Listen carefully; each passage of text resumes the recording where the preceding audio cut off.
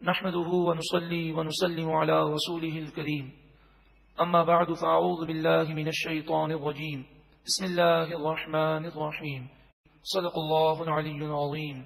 رب العالمین ہمیں نور قرآن پاک سے منور فرمائے، آمین. اب سورۃ العنکبوت کا آغاز ہے، مکی ہے، ہجرت سے پہلے نزول ہوا.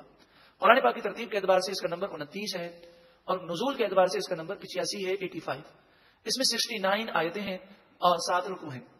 عنکبوت مکڑی کو کہتے ہیں، مکڑی جو کیڑا ہے.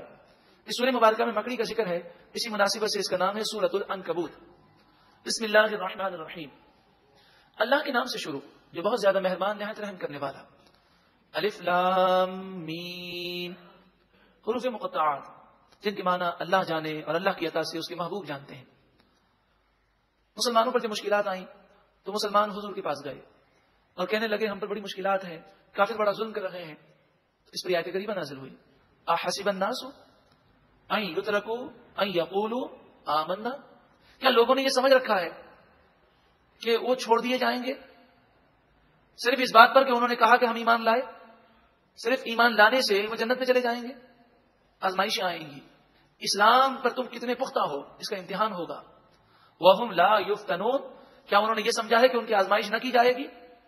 آزمائشیں تم پر بھی آئیں گی اور تم سے پہلے لوگوں پر بھی آئی ہیں. تو مشکل کے اندر گھبرانا نہیں ہے، کیسے بھی حالات ہوں انسان بھوکا رہ جائے مگر اللہ کی نافرمانی نہ کرے. وَلَقَدْ فَتَنَّ الَّذِينَ مِن قَبْلِهِمْ، بے شک ان سے پہلے لوگوں کی ہم نے آزمائش کی. فَلَيَعْلَمَنَّ اللَّهُ، ضرور بضرور اللہ تعالی لوگوں پر ظاہر فرمائے گا. الذین صدقوا، ان لوگوں کو جو سچے ہیں. اور فرمایا اور ضرور بضرور وَلَيَعْلَمَنَّ، ضرور بضرور اللہ تعالی ظاہر فرمائے گا الکاذبین، جو جھوٹے ہیں، جو بڑے بڑے دعوے کرتے ہیں مگر جب مشکل آتی ہے تو پیچھے ہٹ جاتے ہیں. جو اپنے دعوے میں سچے ہیں ان کو اللہ تعالیٰ ظاہر فرمائے گا اور ان کے درجات بلند فرمائے گا. دعویٰ تو ہمارا بھی ہے، غلام ہیں نبی کے غلام ہیں. غلام یہ رسول میں موت بھی قبول ہے، یقیناً ہر مومن کی یہی صدا ہونی چاہیے. مگر سوال یہ ہے کہ کیا حضور کی سیرت، حضور کی سنتوں پر عمل کرنے میں دنیاوی کوئی مشکل آتی ہے، کوئی کاروباری بظاہر نقصان نظر آتا ہے جھوٹ سے بچنے میں، حرام سے بچنے میں، تو کیا ہم یہ قربانی دینے کو تیار ہیں؟ کیا ہم حضور کی سنتوں پر عمل کر کے لوگوں کے تانے برداشت کر سکتے ہیں؟ موت بھی قبول ہے تو کیا وہ تانے برداشت نہیں کر سکتا؟ بس مومن تو یہ ہے کہ وہ یہ کہتا ہے کہ اگر سارے دنیا کے لوگ روٹھ جائیں مجھے اس کی پرواہ نہیں، بس میرا رب مجھ سے ناراض نہ ہو، میرے محبوب مجھ سے ناراض نہ ہو. ام حسب الذین یعملون السیئات ان یسبقونا، جن لوگوں نے گناہ کیے کیا وہ یہ سمجھتے ہیں کہ وہ ہم سے آگے نکل جائیں گے، ہمارے عذاب سے بچ سکیں گے؟ ساء ما یحکمون، وہ بہت ہی برا سوچتے ہیں، بہت ہی برا فیصلہ کرتے ہیں. من کانا یرجو لقاء اللہ، جو کوئی اللہ سے ملاقات کی امید رکھتا ہو. فإن اجر اللہ لآت، تو بے شک اللہ تعالیٰ نے جو اس کے لیے مقرر کیا وہ ضرور اس کے پاس آئے گا. وَهُوَ السَّمِيعُ الْعَلِيمُ، اور اللہ سننے والا، علم والا ہے. یعنی جو اللہ سے ملاقات کی امید رکھتا ہے، نیکی کرتا ہے تو ضرور اسے نیکی کا صلہ دیا جائے گا. وَمَنْ جَاهَدَ، اور جو کوئی دین اسلام میں کوشش کرے، اللہ کی رضا حاصل کرنے کے لیے کوشش کرے. فَإِنَّمَا يُجَاهِدُ لِنَفْسِهِ، تو وہ خود اپنے نفس کے بھلے کے لیے کوشش کرتا ہے. نیکی کا بھلا خود ہمارا ہے، ہم نیکی کر کے کسی پر احسان نہیں کرتے بلکہ خود اپنے لیے دنیا اور آخرت میں آسانی پیدا کرتے ہیں. ان اللہ لغنی عن العالمین، بے شک اللہ تعالی سارے جہان والوں سے بے پرواہ ہے، وہ کسی کا محتاج نہیں، اسے کسی کی عبادت کی حاجت نہیں. والذین آمنوا وعملوا الصالحات، اور وہ لوگ جو ایمان لائے اور اچھے عمل انہوں نے کیے. لنکفرن عنہم سیئاتہم، ضرور بضرور ہم ان سے ان کی خطاؤں کو مٹا دیں گے. ولنجزینہم احسن الذی کانوا یعملون، اور جو انہوں نے اعمال کیے اس میں سے سب سے اچھے عمل کا ہم انہیں بہت اچھا صلہ دیں گے. وَوَصَّيْنَا الْإِنسَانَ بِوَالِدَيْهِ، وَوَصَّيْنَا، اور ہم نے وصیت فرمائی. اللہ تعالیٰ موت سے پاک ہے، وہ ہمیشہ ہمیشہ رہنے والا ہے. تو یہاں وصیت کے معنی ہے سخت تاکید فرمائی انسان کو کہ وہ اپنے والدین کے ساتھ حسناً اچھا سلوک کرے. والدین کے ساتھ اچھا سلوک کرنا انتہائی ضروری ہے. اس کے لیے یہ کیسٹ آپ بار بار سنیں، والدین سے محبت کیجیے. اللہ تعالیٰ ہمیں اپنے والدین کے حقوق ادا کرنے کی توفیق عطا فرمائے. لیکن جب بھی والدین کی بات آتی ہے تو یہ بات یاد رکھ لیجیے کہ اگر والدین اللہ اور اس کے رسول کی نافرمانی کا حکم دیں، اگر والدین شریعت کے خلاف حکم دیں تو ان کی بات نہیں مانی جائے گی. ہاں، ایسے موقع پر بھی والدین سے لڑنا جھگڑنا یہ جائز نہیں. سر جھکا کر کہتے ہیں کہ میں جھوٹ نہیں بول سکتا، میں گناہ نہیں کر سکتا، پھر وہ مارے تو مار کھا لے، وہ ڈانٹے تو ڈانٹ سن لے، مگر بدتمیزی اس وقت بھی کرنے کی اجازت نہیں. حضرت سعد رضی اللہ تعالیٰ عنہ کو اپنی ماں سے بڑی محبت تھی. جب آپ ایمان لے آئے تو ان کی ماں کو پتہ چلا، تو ماں نے کھانا پینا چھوڑ دیا اور کہا کہ میں بھوکی مر جاؤں گی، تو کافر ہو جا، مشرک ہو جا.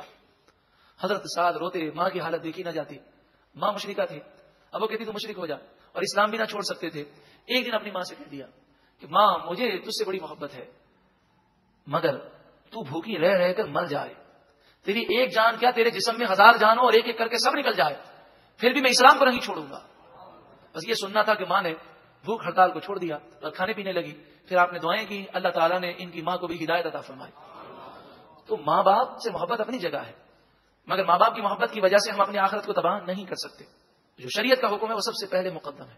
وہ ان جاہداک، اور اگر یہ دونوں کوشش کریں تجھ پر، لتشرک بھی، کہ تو میرے ساتھ کسی کو شریک ٹھہرائے، ما لیس لک بہ علم، کہ جس کا تجھے علم نہیں، یعنی اللہ کے سوا تو کوئی شریک ہے ہی نہیں، کوئی خدا ہی نہیں، صرف اور صرف اللہ وحدہ لا شریک ہے. فلا تطعہما، تو تو ان دونوں کی بات نہ مان. الی مرجعکم، تو اپنی آخرت کی فکر کر، میری ہی طرف تم سب کو لوٹ کر آنا ہے. فانبئکم، پھر میں تمہیں خبر دوں گا، بما کنتم تعملون، ان تمام کاموں کی جو تم کیا کرتے تھے. والذین آمنوا، اور وہ لوگ جو ایمان لائے، وعملوا الصالحات، اور انہوں نے اچھے عمل کیے، لندخلنہم فی الصالحین، ضرور بضرور ہم انہیں نیک لوگوں میں داخل کریں گے. اسی طرح یہ بات یاد رکھیں کہ عورت پر شوہر کی فرما برداری ضروری ہے، مگر شوہر اگر شریعت کے خلاف حکم دے تو بیوی شوہر کی بات نہ مانے. شریعت سب سے پہلے مقدم ہے. شوہر اگر پردے سے روکے، نماز سے روکے، شوہر اگر ٹی وی دیکھنے پر مجبور کرے اور عورت بچنا چاہے وہ بچے، تو کل بروز قیامت اس کی کوئی پکڑ نہیں ہوگی، وہ شوہر کی نافرمان نہیں لکھی جائے گی، کیونکہ شوہر کی فرما برداری کرتے ہوئے اللہ کی نافرمانی نہیں کر سکتے. تو ان سے کہہ دیا جائے کہ آپ ہمیں جان سے مار دیں تب بھی ہم یہ کام نہیں کر سکتے. پھر وہ ظلم کریں تو ان کے ظلم کو برداشت کریں. اللہ تعالیٰ اسے حضرت بی بی آسیہ رضی اللہ تعالی عنہا کے ساتھ جنت میں حضور کا پڑوس عطا فرمائے گا کہ حضرت بی بی آسیہ نے فرعون کی سختیوں کو برداشت کیا، تو اللہ تبارک و تعالی جنت میں حضرت بی بی آسیہ کو حضور کا قرب عطا فرمائے گا. ومن الناس، اور لوگوں میں سے، من یقول، بعض کہتے ہیں، آمنا باللہ، ہم اللہ پر ایمان لائے، فإذا اوذی فی اللہ، پھر کہہ تو دیتے ہیں، دعوے تو بڑے کرتے ہیں، پھر جب اوذی، انہیں تکلیف دی جاتی ہے، فی اللہ، اللہ کے راستے میں مشکلات آتی ہیں، حرام اور حلال، جائز اور ناجائز، ان معاملات پر عمل کرنے میں نفس رکاوٹ بنتا ہے، یہ رشتہ دار رکاوٹ بنتے ہیں، یا کوئی ظلم کرتا ہے، جعل فتنة الناس كعذاب اللہ، تو وہ لوگوں کی تکلیف کو اللہ کے عذاب کی طرح سمجھتے ہیں. یعنی جیسا اللہ سے ڈرنا چاہیے تھا وہ لوگوں سے ڈرتے ہیں، اور لوگوں کی وجہ سے اسلام کو چھوڑ دیتے ہیں یا گناہوں میں پڑ جاتے ہیں. یہ کمزور ایمان والے ہیں. وَلَئِن جَاءَ نَصْرٌ مِّن رَبِّكَ، اور اگر تمہاری رب کی طرف سے مدد آ جائے، لَيَقُولُنَّ إِنَّا كُنَّا مَعَكُمْ، تو ضرور بضرور وہ کہتے ہیں کہ بے شک ہم تمہارے ساتھ ہیں. یعنی منافقین جن کے دل میں ایمان نہیں، اگر مسلمانوں کو فتح ہو تو کہتے ہیں ہم بھی تمہارے ساتھ ہیں، مال غنیمت دو، اور جب مسلمانوں کو شکست ہو تو کہتے ہیں خدا کا شکر ہے کہ ہم جنگ میں نہ گئے ورنہ مارے جاتے. اَوَلَيْسَ اللَّهُ بِأَعْلَمَ بِمَا فِي صُدُورِ الْعَالَمِينَ، کیا اللہ تعالیٰ لوگوں کے سینوں کی باتوں کو نہیں جاننے والا؟ یقیناً جاننے والا ہے. تو پھر یہ دل کے اندر کفر کیوں رکھتے ہیں؟ دل میں بھی ایمان رکھیں. کیا لوگوں کو یہ بیوقوف بناتے ہیں؟ اللہ تبارک و تعالیٰ سے وہ ڈرتے نہیں کہ اللہ ان کے دلوں کے حال کو جانتا ہے. وَلَيَعْلَمَنَّ، اور ضرور بضرور ظاہر فرمائے گا اللہ تعالیٰ الذین آمنوا، ایمان والوں کو ظاہر فرما دے گا اور بتا دے گا کہ کون ایمان والے ہیں. وَلَيَعْلَمَنَّ الْمُنَافِقِينَ، اور ضرور بضرور اللہ تعالیٰ منافقوں کو بھی ظاہر کر دے گا، اور لوگوں کو پتہ چل جائے گا کون منافق ہیں. وَقَالَ الَّذِينَ كَفَرُوا، اور کافروں نے کہا، لِلَّذِينَ آمَنُوا، اس آیت کو وہ والدین غور سے سنیں، اور وہ شوہر بھی غور سے سنیں، اور وہ ماں بھی غور سے سنیں، وہ سیٹھ بھی غور سے سنیں، کہ جو اپنے ملازم کو یا اپنی اولاد کو یا اپنی بیوی کو گناہ کا کہتے ہیں، اور جب وہ کہیں کہ بھائی مجھے ڈر لگتا ہے یہ تو گناہ ہے، تو کہتے ہیں تم میرے کہنے پر گناہ کر لے، تم میرے کہنے پر گناہ کر لو، اس گناہ کو میں اپنے سر پہ لیتا ہوں. کسی کے سر پہ لینے سے گناہ کسی کے سر پہ نہیں آتا. جو گناہ گار ہے اسے گناہ کی سزا ملے گی. جہاں تک تعلق ہے گناہ کی ترغیب دینے، تو گناہ کی ترغیب دینے والا بھی گناہ میں شریک ضرور ہے. یعنی باپ نے بیٹے سے کہا جھوٹ بول دے، بیٹے نے کہا میں تو جھوٹ نہیں بولوں گا، گناہ ملے گا، تو باپ کہ تو جھوٹ بول دے، اس جھوٹ کا میں ذمہ دار ہوں، تو باپ ذمہ دار نہیں ہوگا. بیٹے نے جھوٹ بولا، اس کے نامہ اعمال میں جھوٹ لکھا جائے گا. ہاں، باپ کو جھوٹ کی ترغیب دینے اور جھوٹ کا حکم دینے کا گناہ اس کے نامہ اعمال میں لکھا جائے گا. اسے گناہ جاریہ بھی کہتے ہیں کہ انسان کسی کو گناہ کی طرف لگا دے، جب تک وہ گناہ کرتا رہے گا وہ قبر میں بھی پہنچ جائے تو اس کے نامہ اعمال میں گناہ لکھے جاتے رہیں گے. وقال الذین کفروا، اور کافروں نے کہا للذین آمنوا، ایمان والوں سے، اتبعوا سبیلنا، ہمارے راستے کے پیچھے چلو. تو مسلمانوں نے کہا کہ بھائی ہمیں ڈر لگتا ہے، ہمیں شرک اور کفر کرتے ہوئے اللہ کا خوف آتا ہے، ہم اللہ کے عذاب سے ڈرتے ہیں. تو کافروں نے کہا وَلْنَحْمِلْ خَطَايَاكُمْ، ہم تمہاری خطائیں اٹھا لیں گے، اس بوجھ کے ہم ذمہ دار ہیں. فرمایا یہ دوسروں کے بوجھ کیا اٹھائیں گے، یہ خود کل بروز قیامت ہلاک ہو رہے ہوں گے. وما هم بحاملین من خطاياهم من شيء، وہ ان کی خطاؤں میں سے کچھ بھی نہیں اٹھا سکیں گے، خود ان کا بوجھ ہی انہیں تباہ کرنے کے لیے کافی ہوگا.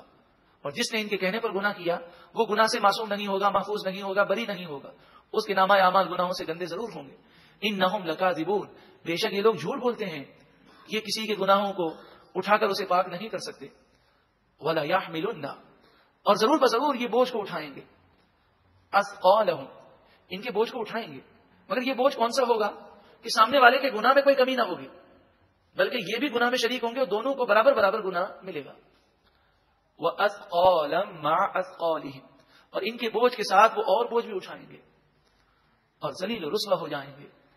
وَلَا يُسْأَلُنَّ يَوْمَ الْقِيَامَةِ عَمَّا كَانُوا يَفْتَرُونَ، اور ضرور بضرور کل بروز قیامت ان سے ضرور پوچھا جائے گا ان باتوں کے بارے میں جو جھوٹ بولتے تھے، جو لوگوں کے ذہنوں کو خراب کرتے تھے. ان سے پوچھا جائے گا کہ تم نے جھوٹی باتیں لوگوں کو کیوں بتائیں اور تم نے انہیں دین سے دور کرنے کی کوشش کیوں کی. ان تمام باتوں کا خلاصہ یہی ہے کہ ہم کسی کی باتوں سے متاثر نہ ہوں، ہم وہ دیکھیں جو اللہ کا حکم ہے، جو رسول اللہ کا حکم ہے، وہ زندگی گزاریں جس کے مطابق صحابہ اور بزرگان دین نے زندگی گزاری. اللہ تعالی ہم سب کو عمل کی توفیق و سعادت عطا فرمائے.